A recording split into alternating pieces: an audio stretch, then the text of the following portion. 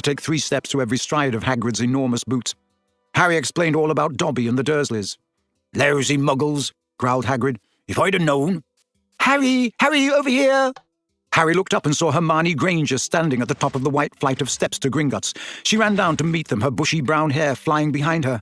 "What happened to your glasses? Hello, Hagrid. Oh, it's wonderful to see you two again. Are you coming into Gringotts, Harry?"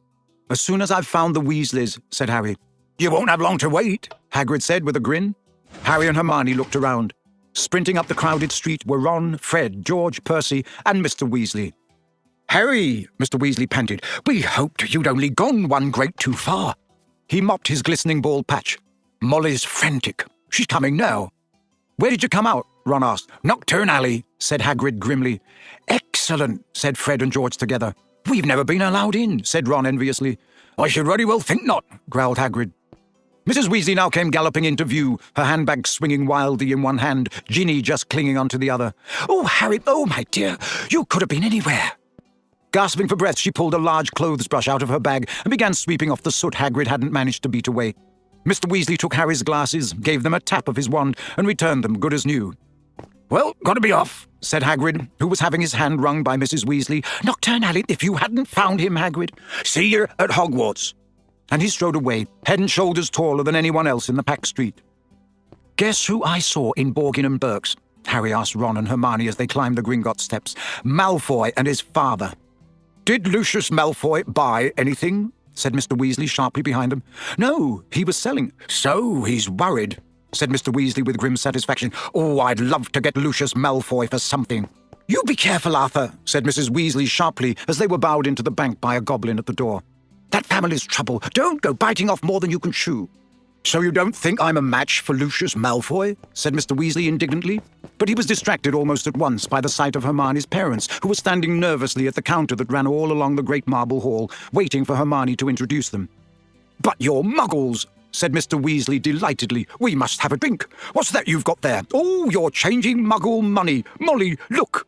He pointed excitedly at the £10 notes in Mr. Granger's hand. "Meet you back here," Ron said to Hermione, as the Weasleys and Harry were led off to their underground vaults by another Gringotts goblin. The vaults were reached by means of small, goblin-driven carts that sped along miniature train tracks through the bank's underground tunnels. Harry enjoyed the breakneck journey down to the Weasleys' vault, but felt dreadful, far worse than he had in Knockturn Alley when it was opened. There was a very small pile of silver sickles inside, and just one gold galleon. Mrs. Weasley felt right into the corners before sweeping the whole lot into her bag. Harry felt even worse when they reached his vault. He tried to block the contents from view as he hastily shoved handfuls of coins into a leather bag. Back outside on the marble steps, they all separated. Percy muttered vaguely about needing a new quill. Fred and George had spotted their friend from Hogwarts, Lee Jordan. Mrs. Weasley and Ginny were going to a second-hand robe shop. Mr. Weasley was insisting on taking the Grangers off to the Leaky Cauldron for a drink. "We'll all meet at Flourish and Blotts in an hour to buy your school books," said Mrs. Weasley, setting off with Ginny. "And not one step down Knockturn Alley," she shouted at the twins' retreating backs. Harry, Ron and Hermione strolled off along the winding cobbled street. The bag of gold, silver and bronze, jangling cheerfully in Harry's pocket, was clamouring to be spent, so he bought 3 large strawberry and peanut butter ice creams, which they slurped happily as they wandered up the alley, examining the fascinating shop windows. Ron gazed longingly at a full set of Chudley cannon robes in the windows of Quality Quidditch Supplies until Hermione dragged them off to buy ink and parchment next door.